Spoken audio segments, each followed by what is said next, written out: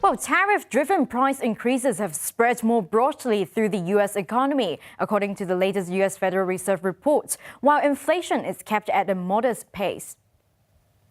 According to the latest Beige Book published by the U.S. Federal Reserve 8 times a year, summarizing the conditions of its 12 districts, the U.S. economy expanded modestly to moderately, although at least 4 districts signaled downward pressure.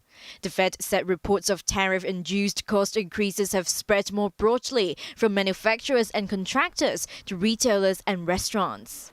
While U.S. manufacturers reported growth, tariffs remains a concern. The Boston Fed noted a particular industrial distributor claimed tariffs would bump up prices of its products by 50 to 100 basis points. The Philadelphia Fed said one firm managed to pass down costs from 10% steel tariffs, but expected customers to push back if tariffs were raised to 25% in the future. Meanwhile, agricultural conditions and farm incomes were mixed, with some districts noting impacts from excessive rainfall and tariffs.